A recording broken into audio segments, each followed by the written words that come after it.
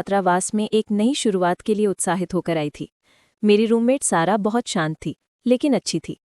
हमने ज्यादा बात नहीं की। वो अक्सर बाहर रहती थी जब मैं अंदर होती, और इसके उलट भी। रात को मैं अक्सर उसकी चाबियों की खनक और उसके धीमे लेकिन ठोस कदमों की आवाज़ सुनती। कभी कभी सुबह उठने पर उसका हिस्सा साफ सुथरा मिलता, हालांकि मैंने उसे कभी सफाई करते नहीं देखा। एक रात में देर तक पढ़ाई कर रही थी। दरवाज़ा चरमराया और किसी के कदम अंदर आए। मैंने ऊपर नहीं देखा, मान लिया कि सारा ही होगी। मैंने हल्के से कहा, हाय, लेकिन कोई जवाब नहीं आया, बस चुप्पी। मैंने पलटकर देखा, कमरा खाली था। अगले दिन मैंने अपने आर्य से मजाक में कहा, सारा तो जैसे भूत है। वो थोड़ा उलझा हुआ दिखा। उसने कहा, सारा, तुम्हारे पास कोई रूममेट नहीं है? मैं हंसी, सोचा कोई मजाक होगा, लेकिन वो नहीं हंसा। उसने क्लिपबोर्ड निकाला और मुझे आवाज़ की सूची दिखाई। कमरे में सिर्फ मेरा नाम था।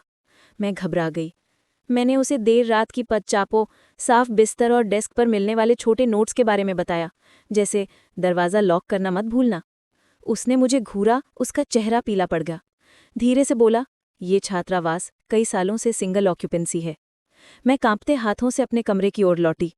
सारा का बिस्तर हमेशा की तरह पूरी तरह से बना हुआ था, लेकिन इस बार कुछ अलग था। तकिए पर एक नोट रखा था, मुझे रुकने देने के लिए धन्यवाद। मैंने उसी रात अपना सामान पैक किया और तुरंत बाहर चली गई।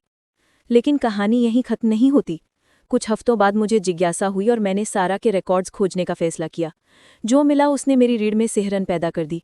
10 साल पहले सारा नाम की एक लड़की इसी कमरे में रहती थी। वो शांत थी, अकेले रहती थी, और एक दिन अपने बिस्तर में मृत पाई गई। आत्महत्या। उस समय की रूममेट ने कहा था, मुझे तो पता ही नहीं चला कि वो चली गई। मुझे लगा मैंने उसे रात में चलते हुए सुना था।